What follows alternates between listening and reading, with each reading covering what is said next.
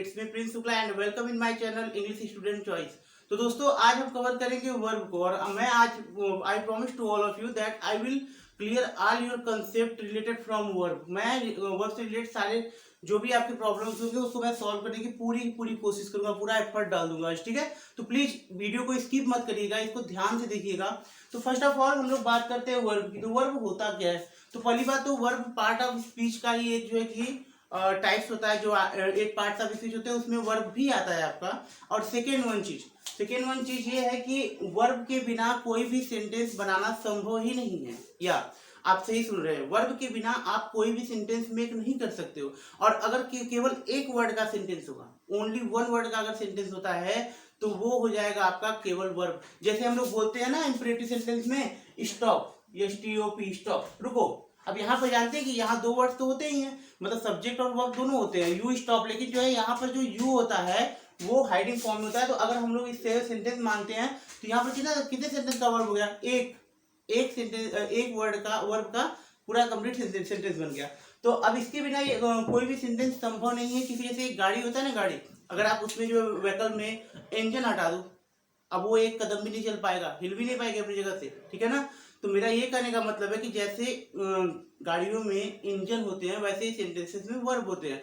बिना आप जो है कि इंजन के गाड़ी को नहीं चला सकते और बिना वर्ब के किसी भी सेंटेंस को मेक नहीं कर सकते। चलिए बेटर कंसीडर करने के लिए हम लोग इसके डिफिनेशन को एक बार प्रॉपर्ली देख लेते हैं, तो हम लोग बहुत अच्छे से इसको समझ जाएंगे, ठीक है।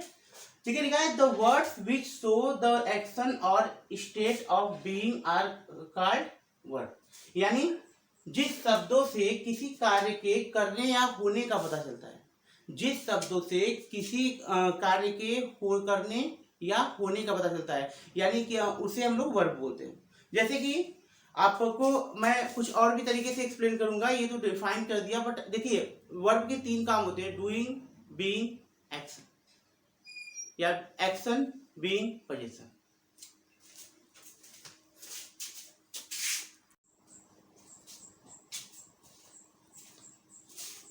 वर्ब की एक स्पेशल क्वालिटी ये होती है कि ये बताता है कि किसी व्यक्ति या वस्तु के साथ क्या हो रहा है और कोई व्यक्ति या वस्तु क्या कर रहा है, ये दोनों चीजों को बताता है। चलिए हम बेटर अंडरस्टैंडिंग के लिए थोड़ा एग्जांपल को देख लेंगे तो हम लोग प्रॉपर कंसीडर कर जाएंगे।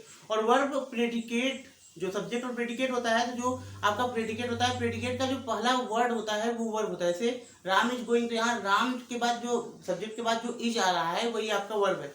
चलिए एग्जाम्पल भी ध्यान देते हैं। मुकेश विप्स, तो आप यहाँ देख सकते हैं कि मुकेश क्या है आपका, मुकेश यहाँ पर आपका सब्जेक्ट है। और जो आपका विप्स है, मुकेश रोता है, ये आपका क्या है? तो ये जो है सब्जेक्ट के द्वारा किया जाने वाला एक्शन है, यानी काम है। यहाँ पर काम कौन कर रहा है? मुकेश। रोने का काम, मुकेश रोता है तो मुकेश काम कर रहा है। तो यहाँ सेकंड सेंटेंस में देखिएगा, द बेल रिंग्स, यहाँ घंटी बजती है, तो यहाँ घंटी बजने का काम कर रही है, लेकिन घंटी बजा कौन रहा है? घंटी खुद बज रही है यहाँ पर, ठीक है। तो यहाँ पर ये जो बेल है, ये रिंग्स, ये तो सब्जेक्ट हो गया बेल, लेकिन जो रिंग्स है वो क्या हो गया? आपका वर्ब हो गया। तो ये जो पहला आपको मैंने जो ये दोनों एग्जाम्पल बताया, ये दोनों एग्जाम्पल ये बता रहे हैं कि कोई जो है कि लिविंग या नॉन लिविंग थिंग जो काम करता है उसको बता रहे हैं। अभी देखिए दूसरा वाला सेंटेंस देखिएगा, दूसरे वाले सेंटेंस में हरी इज पनिश्ड और द डोर इज पेंटेड। यहाँ पर एक स्पेशलिटी ये है कि यहाँ पर जो है हरी इज पनिश, हरी को पनिश किया जा रहा है। यहाँ हरी कोई काम नहीं कर रहा है, सब्जेक्ट कोई भी काम नहीं कर रहा है, बल्कि सब्जेक्ट के साथ काम हो रहा है। और सेम थिंग यहाँ पर भी है, द डोर इज पेंटेड, यानी कि दरवाजे को कलर किया जा रहा है। तो यहाँ पर जो दरवाजा है इसको कलर किया जा रहा है, दरवाजा खुद को कलर नहीं कर रहा है, यानी यहाँ डोर के साथ भी काम हो रहा है। यानी कि हमने देखा अभी मुकेश विप्स और द बेल रिंग्स में ये समझाया कि यहाँ पर लिविंग या नॉन लिविंग सब्जेक्ट के जो काम करते हैं उसको वर्ब बताता है। और हमने सेकेंड वाले सेंटेंस में बताया कि हरी इज पनिश्ड और द डोर इज पेंटेड में कि सब्जेक्ट लिविंग और नॉन लिविंग थिंग्स के साथ जो एक्शन होता है, जो काम होता है, वो उसको भी वर्ब बताता है। अब तीसरे सेंटेंस की बात करते हैं, तो ये जो तीसरा सेंटेंस है, Ram is a man and she is ill, यानी राम एक आदमी है और सी इज इल, वह बीमार है। इन दोनों सेंटेंसेस में आप एक चीज देख सकते हैं कि यहाँ पर तो कोई एक्शन हो ही नहीं रहा, न किसी के साथ कोई काम हो रहा है और न कोई काम कर रहा है। यहाँ पर सिर्फ लिंक कर दिया जा रहा है, यानी कि सब्जेक्ट को कॉम्प्लीमेंट के साथ या ऑब्जेक्ट के साथ हम लोग लिंक कर रहे हैं। कैसे लिंक कर रहे हैं देखिएगा, राम इज ए बॉय, अगर हम राम इज ए मैन, अगर यहाँ पर से हम लोग जो है राम और इज को हम लोग हटा देते हैं, मान लीजिए यहाँ पे वर्ब इज है, ये प्रूव करने के लिए मैंने क्या किया, इज को हटा दिया, राम ए मैन। अब क्या इन दोनों का कोई कनेक्शन है? यहाँ पर सी इज इल में हमने सी जो यहाँ पर ईच था इसको हटा दिया।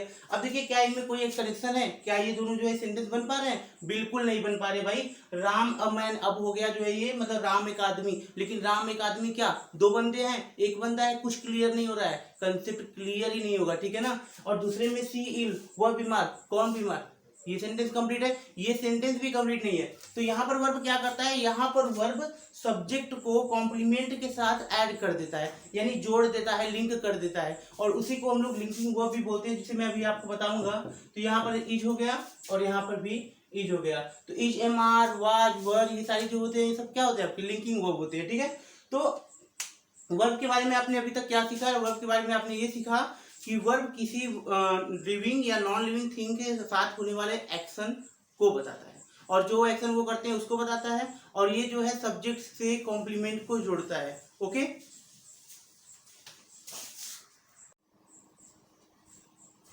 वर्ब को मेनली दो भागों में डिवाइड किया गया है। पहला होता है फाइनाइट वर्ब या फिनिट वर्ब, और दूसरा होता है नॉन फाइनाइट वर्ब। अब यहाँ पर फाइनाइट और नॉन फाइनाइट को जानने से पहले हम लोग को कुछ इसके डिफिनेशंस को देख लेना चाहिए, ताकि इसको हम प्रॉपर वे से अंडरस्टैंड कर सके, ठीक है।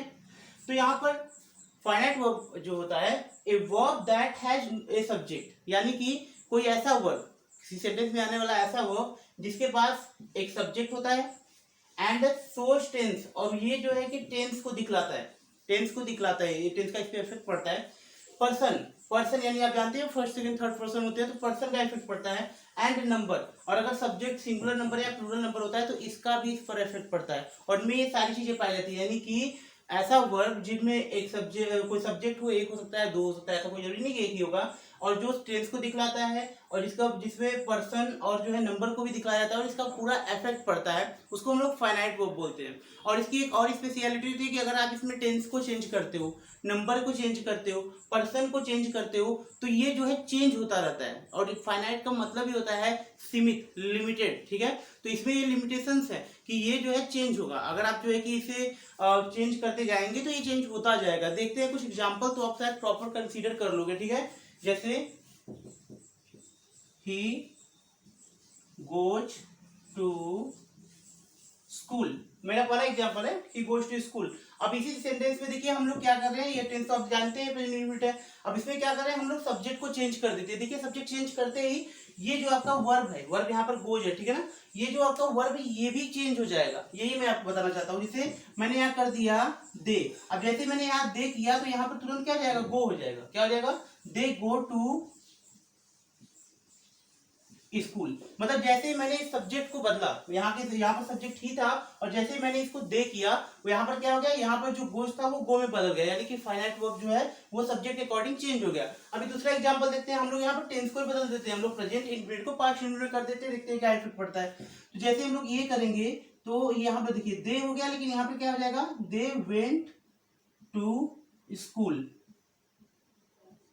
यानी कि यहाँ पर जैसे हमने टेंस को चेंज किया ये हो गया, यानी टेंस या सब्जेक्ट या नंबर या पर्सन को बदलने पे जो वर्ब्स बदल जाती है, ठीक है, उसे हम लोग फाइनाइट वर्ब बोलते हैं। और सेम इसका उल्टा यहाँ पर होता है नॉन फाइनाइट वर्ब में। चलिए इसका भी डिफिनेशन देख लेते हैं। इसका डिफिनेशन होता है कि इट हैज नो सब्जेक्ट, यानी इसमें कोई भी सब्जेक्ट नहीं होता है, और सोच पर्सन और नंबर, और नहीं डज नॉट शो पर्सन और नंबर, और ये न पर्सन को शो करता है और न किसी नंबर को शो करता है, और is called non finite verb, और इसके इसीलिए नॉन फाइनाइट वर्ब बोलते हैं। मतलब हम कह सकते हैं कि नो मतलब नो चेंज ना होने वाला, चेंज ना होने वाला वर्ड, ठीक है। ये जहां भी आएगा ये सेम कंडीशन में रहेगा। आप टेंस बदल दो, सब्जेक्ट बदल दो, पर्सन बदल दो, नंबर बदल दो, लेकिन ये जो है ज्यो का त्यों रहेगा, इसमें इससे कोई फर्क नहीं पड़ता कि क्या बदल रहा है, ठीक है ना। तो यहाँ पर देख लेते हैं हम लोग थोड़ा सा, यहाँ पर जैसे एक सेंटेंस को ले लेते हैं। यहां मैं लिख रहा हूं I want to go, I want to go. अब देखिए दूसरा सेंटेंस, अब देखिए यहाँ पर मैं सब्जेक्ट को बदल रहा हूं। अब मैं लिख दिया ही वॉन्ट्स टू गो। अब इसके बाद हम फिर से बदल, देखिए यहाँ पर मैंने आई वॉन्ट टू गो किया, सेम टेंस है, लेकिन जैसे ही मैंने यहाँ पर ही लगाया, सब्जेक्ट को चेंज किया, तो यहाँ पर जो है ही वांट टू गो, तो यहाँ जो ये आपका आप देख सकते हो कि यहाँ पर जो वांट है वो आपका वांट्स में बदल गया। क्यों बदल गया, क्योंकि ये फाइनाइट वर्ब था। लेकिन यहाँ पर आप देख सकते हैं कि टू गो को थोड़ा सा भी फर्क नहीं पड़ा है, कि मतलब इस पे कोई इफेक्ट नहीं है। आई वॉन्ट टू गो हो चाहे ही वॉन्ट टू गो हो, टू गो ही रहेगा, राइट ना। अब एक और एग्जाम्पल लेते हैं, हम टेंस बदल देते हैं। तो यह हो गया ही wanted to go। अब याद देखिए, मतलब ही वांटेड टू गो, मैंने यहाँ पर जो है प्रेजेंट को पास्ट में चेंज कर दिया, लेकिन यहाँ पर आप देख सकते हैं कि यहाँ पर कोई भी इफेक्ट नहीं पड़ा, यहाँ पर कोई भी एक सिंगल इफेक्ट नहीं पड़ा।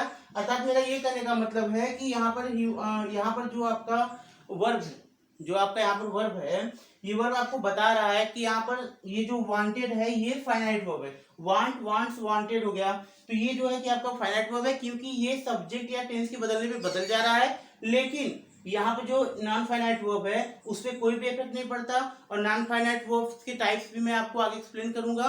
और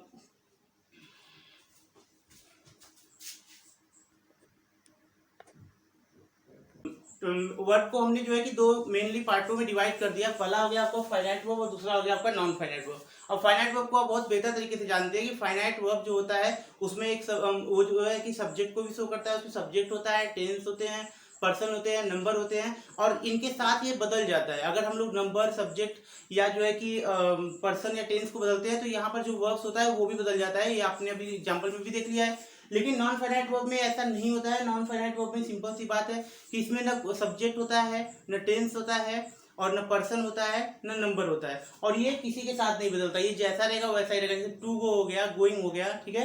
तो अब हम इसके टाइप्स की बात कर लेते हैं, नॉन फाइनाइट और नॉन फाइनाइट के टाइप्स की बात कर लेते हैं। तो यहाँ पर देखिए, यहाँ पर मैं आपको शॉर्ट में समझा रहा हूँ, इसके बाद मैं इस पे एक मतलब एक और सेपरेट वीडियो बनाऊंगा हर टॉपिक पर, ताकि आप जो है एकदम इससे कंप्लीटली वेल अंडरस्टैंडिंग हो सके, ठीक है। तो आप लोग देख लीजिए यहाँ पर ट्रांजिटिव वर्ब। तो ट्रांजिटिव वर्ब का डिफाइन अगर करना होगा तो हम लोग डिफाइन कर सकते हैं कि which comes with object is called transitive verb, यानी जो ऐसा वर्ब जो कि आपके ऑब्जेक्ट के साथ आता है, ठीक है, उसको हम लोग ट्रांजिटिव वर्ब बोलते हैं। और जो है कि जैसे एग्जाम्पल में ले लेते हैं कि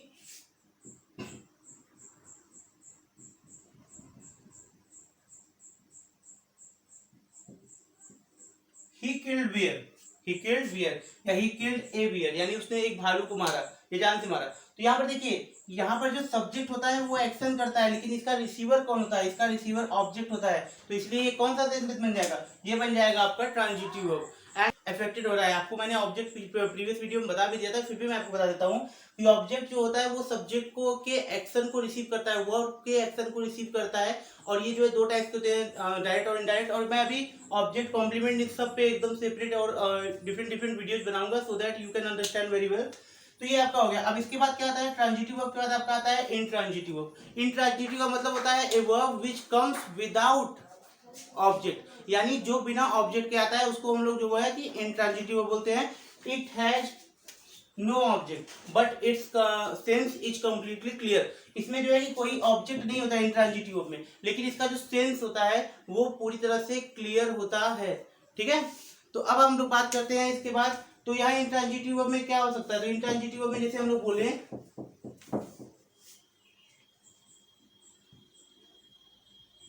द लायन रोड लाउडली, यानी शेर जोर जोर से दहाड़ा। देखिए यहाँ पर जो है कि ये एक एडवर्ब है, और यहाँ पर द लायन रोड, यहाँ पर जो है शेर दहाड़ रहा है, लेकिन इसका किसी के ऊपर कोई भी इफेक्ट नहीं पड़ रहा है। अब देखिए दूसरा सेंटेंस देखते हैं हम लोग। तो यहाँ पर जो है कि हम लोग बोल सकते हैं कि आई क्राइड लाउडली, मैं जोर जोर से चिल्लाया, ठीक है। राधा स्लीप्स, राधा सोती है। तो यहाँ पर देखिए कोई भी जरूरत नहीं है यहाँ पर जो है कि किसी भी ऑब्जेक्ट की, और इसका सेंस भी क्लियर, राधा सोती है तो सोती है, बात खत्म। अब इसके बाद तीसरा आता है लिंकिंग वर्ब। लिंकिंग वर्ब को जो है कि हम लोग बोलते हैं वर्ब ऑफ इनकम्प्लीट प्रेडिकेशन, यानी कि ये जो होता है ये इनकम्प्लीट होता है। इसे अपने सेंस को कंप्लीट करने के लिए हमेशा सब्जेक्ट की जरूरत, मतलब एक कॉम्प्लीमेंट की जरूरत पड़ती है, और इसमें कोई एक्शन को शो नहीं किया जाता है। लिंकिंग वर्ब सिंपल सा होता है कि ये जो है कि सब्जेक्ट को कॉम्प्लीमेंट से ऐड करता है और सेंस को क्लियर करता है। जैसे मैंने बोला Ram is a doctor,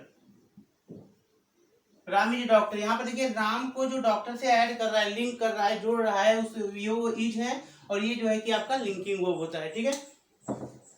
auxiliary verb क्या करता है कि ये जो है कि टेंस में जो आपके वर्ब्स आते हैं मतलब वो होते हैं, और ये जो है कि टेंस को के सेंस को कंप्लीट कराने में हेल्प करता है। ऑक्सिलरी वर्ब को हम लोग जो है कि हेल्पिंग वर्ब भी बोलते हैं, यानी हिंदी हम कहते हैं सहायक क्रिया। इसका काम होता है कि आप जो ये जो सेंटेंस टेंस आते हैं, टेंसेस आते हैं, उनमें जो है कि हेल्पिंग वर्ब उस सेंटेंस को कंप्लीट कराने में, ठीक है, हेल्प करता है, इसलिए इसको हेल्पिंग वर्ब बोलते हैं। और इसके मेनली 2 टाइप्स होते हैं, जैसा कि आप देख रहे हैं। पहला होता है प्राइमरी ऑक्सिलरी और दूसरा होता है मॉडल ऑक्सिलरी। अब प्राइमरी ऑक्सिलरी का मतलब होता है हेल्पिंग वर्ब, जो मैंने आपको समझाया यही होता है। इसमें जो है डू, डच, इज, मार, वॉच, वर, ये सारी चीजें आती हैं, लेकिन इन टेंस में आती हैं। अगर हम लोग इसे बाहर सेपरेट यूज करेंगे, जैसे कि राम वाज ए किंग, यहाँ एक्शन नहीं होगा, टेंस में नहीं रहेगा, तो ये आपका लिंकिंग वर्ब हो जाएगा, ठीक है। और यहाँ पर देखिए मॉडल ऑक्सिलरी, तो मॉडल ऑक्सिलरी में क्या होता है, मॉडल ऑक्सिलरी मोड को बताते हैं। मूड का मतलब होता है कि काम को करने का तरीका। कैन, कुड में, माइट, जितने भी ये सारी चीजें होती है, can, could may, might, should, must, ought to, ये सारी चीजें आपके मॉडल ऑक्सिलरीज में आती हैं, ठीक है। तो ये आपके फाइनाइट वर्ब के 4 टाइप्स हो गए। ट्रांजिटिव जो ऑब्जेक्ट के साथ आता है, इंट्रांजिटिव जो विदाउट ऑब्जेक्ट के साथ आता है, लिंकिंग वर्ब जो सब्जेक्ट को कॉम्प्लीमेंट से जोड़ता है, और इसको हम लोग वर्ब ऑफ इनकम्प्लीट प्रेडिकेशन बोलते हैं, क्योंकि इसे अपने सेंस को कंप्लीट करने के लिए कॉम्प्लीमेंट की जरूरत होती है, इसमें कोई एक्शन नहीं होता है। हाँ, ऐसा हो सकता है कि अपीयर्स आ सकते हैं, मतलब मुझे प्रतीत हुआ, इट सीम्स मुझे लगा, मतलब द जज फाउंड राम गिल्टी, तो यहाँ पे जो फाउंड है ये भी हो सकता है, लेकिन यहाँ पे कोई एक्शन नहीं होगा, ठीक है ना। इसके बाद ऑक्सिलरी वर्ब ये जो है कि टेंस में आता है, और ये सेंटेंस को कंप्लीट करने में हेल्प करता है। अब बात कर रहे हैं नॉन फाइनाइट वर्ब की। नॉन फाइनाइट वर्ब में देखिए पहला होता है इन्फिनेटिव, पार्टिसिपल और जिरेंट। इन्फिनेटिव को जो है हम लोग टू लगाकर स्पेशली बनाते हैं, कुछ में नहीं भी लगता है वेर इन्फिनेटिव वगैरह में, वो मैं आपको बाद में बताऊंगा। पार्टिसिपल जो होता है उसमें हम लोग आईएनजी वर्ब के साथ आईएनजी या ईडी लगाकर जो है बनाते हैं, और इसके 3 टाइप होते हैं, present participle, past participle and perfect participle. इसमें हैविंग भी लगाते हैं। और इसके बाद जो थर्ड होता है जिरंड, इसमें जो है कि वर्ब के साथ हम लोग आईएनजी लगाते हैं, और ये जगह जगह पर जो है कि सब्जेक्ट और ऑब्जेक्ट दोनों का काम करते हैं, ठीक है। तो ये देखिए ये सारे जो टॉपिक्स हैं, यानी कि जो ट्रांजिटिव, इंट्रांजिटिव, लिंकिंग, ऑक्सिलरी और इन्फिनेटिव, पार्टिसिपल, जिरेंट, ये सब बहुत लेंदी टॉपिक है, और इन सब टॉपिक को एक वीडियो लेक्चर में कवर करना इम्पॉसिबल है। So I just want to tell कि मैं इन सब पे एक सेपरेट वीडियो बनाऊंगा बहुत जल्दी, और मैं इसे इजीली वहां पर बहुत कंप्लीटली जो है कि एक्सप्लेन करूंगा। तो अगर आप लोग को वीडियो पसंद आया हो, और अगर ये आप लोग के लिए हेल्पफुल साबित हुआ हो, तो प्लीज लाइक, सब्सक्राइब, शेयर, और अपने दोस्तों को भी शेयर करिए, ताकि उनकी भी हेल्प हो सके। और अगर आप लोग जो है कि इससे रिलेटेड किसी टॉपिक पर वीडियो चाहते हैं, तो you can comment on comment box. Okay, thank you.